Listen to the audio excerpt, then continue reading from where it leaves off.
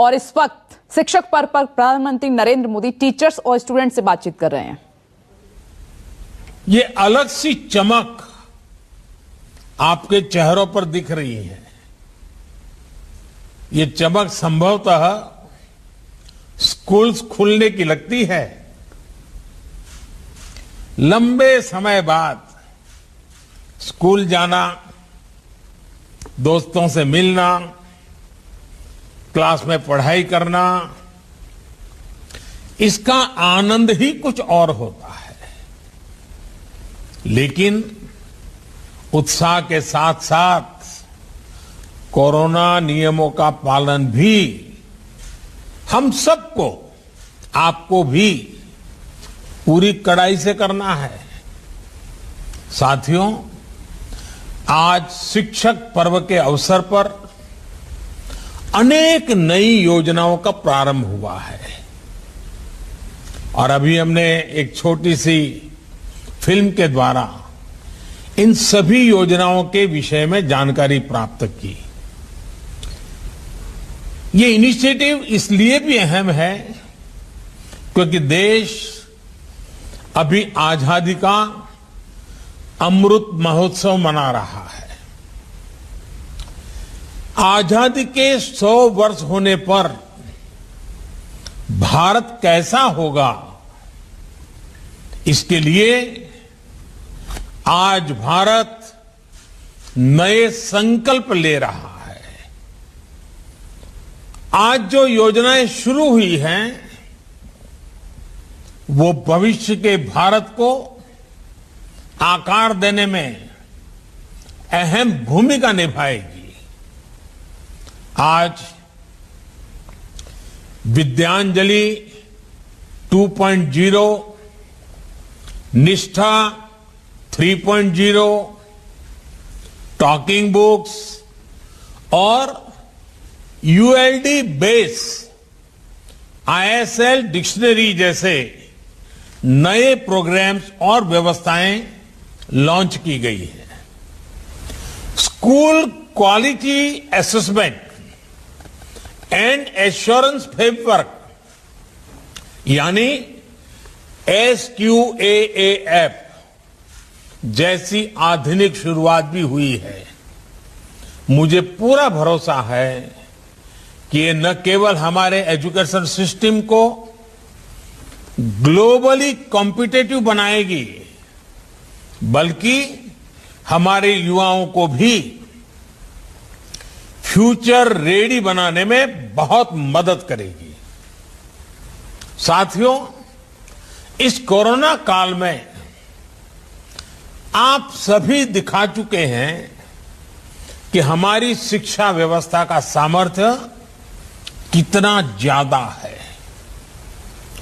चुनौतियां अनेक थी, लेकिन आप सभी ने उन चुनौतियों को तेजी से समाधान भी किया। Online classes, group video call, online projects, online exam, पहले ऐसे शब्द भी बहुत लोगों ने सुने ही नहीं थे, लेकिन हमारे टीचर्स ने, पेरेंट्स ने, हमारे युवाओं ने इन्हें सहजता से दैनिक जीवन का हिस्सा बना दिया।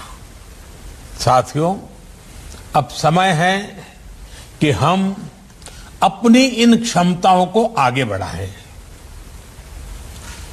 हमने इस मुश्किल समय में जो कुछ सीखा है, उसे एक नई दिशा दें। सौभाग्य से आज एक और देश के पास बदलाव का वातावरण है, तो साथ ही नई राष्ट्रीय शिक्षा नीति जैसी आधुनिक और फ्यूचरिस्टिक पॉलिसी भी है। इसलिए पिछले कुछ समय से देश लगातार एजुकेशन सेक्टर में एक के बाद एक नए निर्णय ले रहा है, एक ट्रांसफॉर्मेशन होते देख रहा है और इसके पीछे जो सबसे बड़ी शक्ति है, उस ओर मैं आप सभी विद्वानों का ध्यान आकर्षित करना चाहता हूं। ये अभियान केवल पॉलिसी बेस्ड नहीं है, बल्कि पार्टिसिपेशन बेस्ड है। एनईपी के फॉर्मुलेशन से लेकर इम्प्लीमेंटेशन तक हर स्तर पर एकेडमिशियंस का, एक्सपर्ट्स का, टीचर्स का, सबका योगदान रहा है। आप सभी इसके लिए प्रशंसा के पात्र हैं। अब हमें इस भागीदारी को एक नए स्तर तक लेकर जाना है। हमें इसमें समाज को भी जोड़ना है। साथियों, हमारे यहां कहा गया है, व्यये कृते वर्धते एव नित्यम विद्या धनम सर्वधन प्रधानम।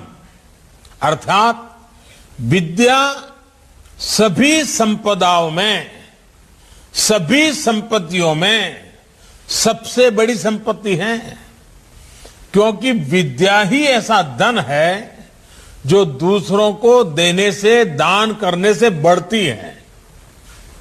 विद्या का दान शिक्षा देने वाले के जीवन में भी बहुत बड़ा परिवर्तन लाता है। इस कार्यक्रम में जुड़े आप सभी शिक्षकों ने भी हृदय से ये महसूस किया होगा। किसी को कुछ नया सिखा देने का जो सुख और संतोष होता है, वो अलग ही होता है। विद्यांजलि 2.0 इसी पुरातन परंपरा को अब एक नए कलेवर में मजबूत करेगी। देश ने सबका साथ, सबका विकास, सबका विश्वास के साथ सबका प्रयास का जो संकल्प लिया है, विद्यांजलि 2.0 उसके लिए एक बहुत ही जीवंत प्लेटफॉर्म की तरह है, वाइब्रेंट प्लेटफॉर्म की तरह है। इसमें हमारे समाज को, हमारे प्राइवेट सेक्टर को आगे आना है और सरकारी स्कूलों में शिक्षा की गुणवत्ता बढ़ाने में अपना योगदान देना है। साथियों, अनादिकाल से भारत में समाज की सामूहिक शक्ति पर भरोसा किया गया है। ये अरसे तक हमारी सामाजिक परंपरा का हिस्सा रहा है। जब समाज मिलकर कुछ करता है तो इच्छित परिणाम अवश्य मिलते हैं। और आपने ये देखा होगा और देखा है कि बीते कुछ वर्षों में जन भागीदारी अब फिर भारत का नेशनल कैरेक्टर बनता जा रहा है। पिछले 6-7 वर्षों में जन भागीदारी की ताकत से भारत में ऐसे ऐसे कार्य हुए हैं जिनकी कोई कल्पना भी नहीं कर सकता था। चाहे स्वच्छता आंदोलन हो, गिव इट अप की स्पिरिट से हर गरीब के घर में गैस का कनेक्शन पहुंचाना हो, गरीबों को डिजिटल लेन देन सिखाना हो, हर क्षेत्र में भारत की प्रगति ने जन भागीदार से ऊर्जा पाई है। अब विद्यांजलि भी इसी कड़ी में एक सुनहरा अध्याय बनने जा रही है। विद्यांजलि देश के हर नागरिक के लिए आह्वान है कि वो इसमें भागीदार बने, देश के भविष्य को गढ़ने में अपनी सक्रिय भूमिका निभाएं, 2 कदम आगे आए। आप एक इंजीनियर हो सकते हैं, एक डॉक्टर हो सकते हैं, एक रिसर्च साइंटिस्ट हो सकते हैं, आप कहीं आईएएस ऑफिसर बनकर के कहीं कलेक्टर के रूप में कहीं काम करते हो, फिर भी आप किसी स्कूल में जाकर बच्चों को कितना कुछ सिखा सकते हैं। आपके जरिए उन बच्चों को जो सीखने को मिलेगा, उससे उनके सपनों को नई दिशा मिल सकती है। आप और हम ऐसे कितने ही लोगों के बारे में जानते हैं जो ऐसा कर भी रहे हैं। कोई बैंक का रिटायर्ड मैनेजर है, लेकिन उत्तराखंड में दूर दराज पहाड़ी क्षेत्रों के स्कूलों में बच्चों को पढ़ा रहा है निवृत्ति के बाद। कोई मेडिकल फील्ड से जुड़ा है, लेकिन गरीब बच्चों को ऑनलाइन क्लासेस दे रहा है, उनके लिए संसाधन उपलब्ध करवा रहा है। यानी आप चाहे समाज में किसी भी भूमिका में हो, सफलता की किसी भी सीढ़ी पर हो, युवाओं के भविष्य निर्माण में आपकी भूमिका भी है और भागीदारी भी है। अभी हाल ही में संपन्न हुए टोक्यो ओलंपिक और पैरा ओलंपिक में हमारे खिलाड़ियों ने शानदार प्रदर्शन किया है। हमारे युवा इनसे कितना प्रेरित हुए हैं। मैंने अपने खिलाड़ियों से अनुरोध किया है कि आजादी के अमृत महोत्सव के अवसर पर हर खिलाड़ी कम से कम 75 स्कूलों में जाएं। मुझे खुशी है कि इन खिलाड़ियों ने मेरी बात को स्वीकार किया है और मैं सभी माननीय शिक्षक गण से कहूंगा, आचार्य गण से कहूंगा कि आप अपने इलाके में इन खिलाड़ियों से संपर्क कीजिए, उनको अपने स्कूल में बुलाइए, बच्चों के साथ उनका संवाद करवाइए। देखिए, इससे हमारे स्टूडेंट्स को कितनी प्रेरणा मिलेगी, कितने प्रतिभावान स्टूडेंट्स को खेलों में आगे जाने का हौसला मिलेगा। साथियों, आज एक और महत्वपूर्ण शुरुआत school quality assessment and assurance framework यानी SQAAF के माध्यम से भी हो रही है। अभी तक देश में हमारे स्कूलों के लिए, एजुकेशन के लिए कोई एक कॉमन साइंटिफिक फ्रेमवर्क ही नहीं था। कॉमन फ्रेमवर्क के बिना शिक्षा के सभी पहलुओं जैसे कि curriculum, pedagogy, assessment, infrastructure, inclusive practices और गवर्नेंस प्रोसेसेस, इन सभी के लिए स्टैंडर्ड बनाना मुश्किल होता था। इससे देश के अलग अलग हिस्सों में, अलग अलग स्कूलों में स्टूडेंट्स को शिक्षा में असमानता का शिकार होना पड़ता है। लेकिन SQAF अब इस खाई को पाटने का काम करेगा। इसकी सबसे बड़ी खूबी है कि इस फ्रेमवर्क में अपनी जरूरत के हिसाब से बदलाव करने की फ्लेक्सिबिलिटी भी राज्य के पास होगी। स्कूल्स भी इसके आधार पर अपना मूल्यांकन खुद ही कर सकेंगे। इसके आधार पर स्कूलों को एक ट्रांसफॉर्मेशनल चेंज के लिए प्रोत्साहित भी किया जा सकेगा। साथियों, शिक्षा में असमानता को खत्म करके उसे आधुनिक बनाने में नेशनल डिजिटल एजुकेशनल आर्किटेक्चर यानी NDAR की भी बड़ी भूमिका होने वाली है। जैसे UPI इंटरफेस ने बैंकिंग सेक्टर को रिवर्सलाइज कर दिया है, वैसे ही NDAR सभी एकेडमिक एक्टिविटीज के बीच एक सुपर कनेक्ट का काम करेगा। एक स्कूल से दूसरे स्कूल में जाना हो या हायर एजुकेशन में एडमिशन, मल्टीपल एंट्री एग्जिट की व्यवस्था हो या एकेडमिक क्रेडिट बैंक और छात्रों की स्किल्स का रिकॉर्ड, सब कुछ एनडीआर के जरिए आसानी से उपलब्ध होगा।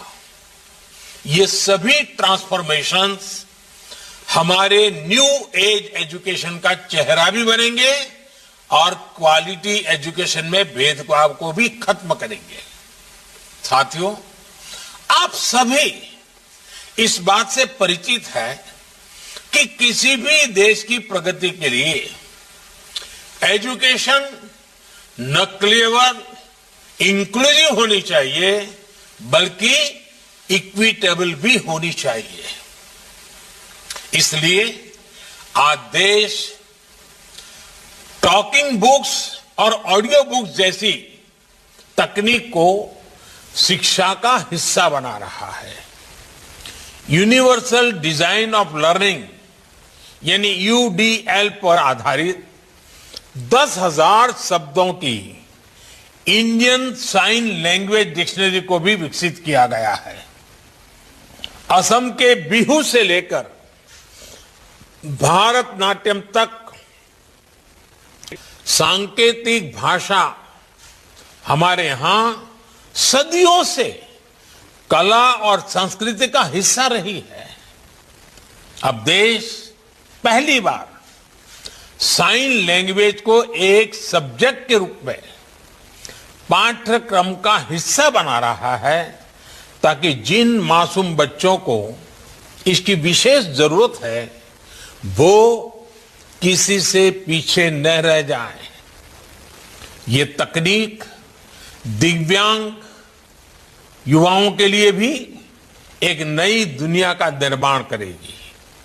इसी तरह निपुण भारत अभियान में 3 वर्ष से 8 साल तक के बच्चों के लिए foundational literacy and numeracy mission launch किया गया है। 3 साल के उम्र से ही सभी बच्चे अनिवार्यतः प्री स्कूल शिक्षा प्राप्त करें, इस दिशा में जरूरी कदम उठाए जाएंगे। इन सभी प्रयासों को हमें काफी आगे तक लेकर जाना है और इसमें आप सभी की, विशेष करके हमारे शिक्षक मित्रों की भूमिका बहुत बड़ी महत्वपूर्ण है। साथियों, हमारे शास्त्रों में कहा गया है, दृष्टांतो नैव दृष्टः त्रिभुवन जठरे सद्गुरोः ज्ञानदातु। अर्थात पूरे ब्रह्मांड में गुरु की कोई उपमा नहीं होती, कोई बराबरी नहीं होती। जो काम गुरु कर सकता है वो कोई नहीं कर सकता। इसलिए आज देश अपने युवाओं के लिए शिक्षा से जुड़े जो भी प्रयास कर रहा है उसकी बागडोर हमारे इन शिक्षक भाई बहनों के ही हाथों में है। लेकिन तेजी से बदलते इस दौर में हमारे शिक्षकों को भी नई व्यवस्थाओं और तकनीकों के बारे में तेजी से सीखना होता है। निष्ठा ट्रेनिंग प्रोग्राम से, इस ट्रेनिंग प्रोग्राम का एक अच्छा सा निष्ठा आपके सामने अभी प्रस्तुत किया गया। इस निष्ठा ट्रेनिंग प्रोग्राम के जरिए देश अपने टीचर्स को इन्हीं बदलावों के लिए तैयार कर रहा है। निष्ठा 3.0 अब इस दिशा में एक और अगला कदम है और मैं इसे बहुत महत्वपूर्ण कदम मानता हूं। हमारे टीचर्स जब competency based teaching, art integration, high order thinking और क्रिएटिव एंड क्रिटिकल थिंकिंग जैसे नए तौर तरीकों से परिचित होंगे तो वो भविष्य के लिए युवाओं को और सहजता से गढ़ पाएंगे। साथियों, भारत के शिक्षकों में किसी भी ग्लोबल स्टैंडर्ड पर खरा उतरने की क्षमता तो है ही, साथ ही उनके पास अपनी विशेष पूंजी भी है। उनकी विशेष पूंजी, ये विशेष ताकत है उनके भीतर के भारतीय संस्कार। और मैं आपको मेरे 2 अनुभव बताना चाहता हूं। मैं प्रधानमंत्री बनकर के जब पहली बार भूटान गया तो वहां का राज परिवार हो, वहां के शासकीय व्यवस्था के लोग हो, बड़े गर्व से कहते थे कि पहले हमारे यहां करीब करीब सभी टीचर्स भारत से आते थे और यहाँ के दूर सुदूर इलाकों में पैदल जाकर के पढ़ाते थे। और जब ये शिक्षकों की बात करते थे, भूटान का राज परिवार हो या वहां के शासक, बड़ा गर्व अनुभव करते, उनकी आंखों में चमक नजर आती थी। वैसे ही जब मैं सऊदी अरेबिया गया और सऊदी अरेबिया के किंग से जब बात कर रहा था तो वो इतने गौरव से मुझे उल्लेख कर रहे थे कि मुझे भारत के शिक्षक ने पढ़ाया है, मेरा शिक्षक भारत का था। अब देखिए, शिक्षक के प्रति कोई भी व्यक्ति कहीं पर भी पहुंचे, उसके मन में क्या भाव होता है। साथियों, हमारे शिक्षक अपने काम को केवल एक पेशा नहीं मानते, उनके लिए पढ़ाना एक मानवीय संवेदना है, एक पवित्र और नैतिक कर्तव्य है। इसलिए हमारे यहां शिक्षक और बच्चों के बीच प्रोफेशनल रिश्ता नहीं होता, बल्कि एक पारिवारिक रिश्ता होता है। और ये रिश्ता, ये संबंध पूरे जीवन का होता है। इसलिए भारत के शिक्षक दुनिया में जहां भी कहीं जाते हैं, अपनी एक अलग छाप छोड़ते हैं। इस वजह से आज भारत के युवाओं के लिए दुनिया में अपार संभावनाएं भी हैं। हमें आधुनिक एजुकेशन इकोसिस्टम के हिसाब से खुद तैयार करना है और इन संभावनाओं को अवसरों में बदलना भी है। इसके लिए हमें लगातार इनोवेशन करते रहना होगा। हमें टीचिंग लर्निंग प्रोसेस को लगातार रीडिफाइन और रीडिजाइन करते रहना होगा। जो स्पिरिट आपने अभी तक दिखाई है, उसे हमें अब और ऊंचाई देनी होगी और हौसला देना होगा। मुझे बताया गया है कि शिक्षक पर्व के इस अवसर पर आप आज से 17 सितंबर हमारे देश में विश्वकर्मा जयंती के रूप में मनाया जाता है। ये विश्वकर्मा अपने आप में निर्माता है, सृजनहार है। तो 7 तारीख से 17 तारीख तक अलग अलग विषयों पर वर्कशॉप, सेमिनार आयोजित कर रहे हैं। ये आपने अपने आप में एक सराहनीय प्रयास है। देश भर के इतने टीचर्स, एक्सपर्ट्स और पॉलिसी मेकर्स जब एक साथ मंथन करेंगे तो इससे विचारों का एक नया अमृत निकलेगा। और आजादी के अमृत महोत्सव में इस अमृत की अहमियत और ज्यादा है। आपके इन सामूहिक मंथन से राष्ट्रीय शिक्षा नीति को सफलतापूर्वक लागू करने में भी काफी मदद मिलेगी। मैं चाहूंगा कि इसी तरह आप लोग अपने शहरों में, गांवों में भी स्थानीय स्तर पर प्रयास करें। मुझे विश्वास है कि इस दिशा में सबके प्रयास से देश के संकल्पों को नई गति मिलेगी। अमृत महोत्सव में देश ने जो लक्ष्य तय किए हैं, उन्हें हम सब मिलकर हासिल करेंगे। इन्हीं शुभकामनाओं के साथ आप सभी का बहुत बहुत धन्यवाद और बहुत बहुत शुभकामनाएं।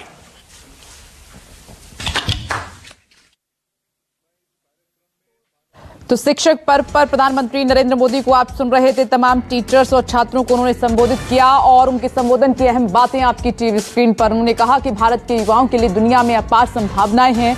शिक्षक पर्व पर प्रधानमंत्री नरेंद्र मोदी ने तमाम शिक्षकों को शुभकामनाएं भी दी। तेजी से बदलाव में नई तकनीकों के बारे में सीखना होगा और जो कोरोना काल में हमने नए एक्सपेरिमेंट किए हैं, जैसे ऑनलाइन क्लासेस का हमने एक दौर शुरू किया और उस वक्त बच्चे घर में सिमट गए, तो ये तमाम एक्सपीरियंस हैं, अनुभव हैं और इनको आगे भी बढ़ाना है।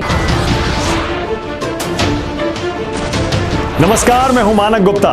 अगर आपको हमारा ये वीडियो पसंद आया हो तो इसे लाइक और शेयर जरूर करें और हाँ, हमें सब्सक्राइब और फॉलो करना ना भूलें ताकि आप देश और दुनिया की कोई खबर मिस ना करें। तो जुड़े रहिए हमारे साथ और देखते रहिए न्यूज़ 24।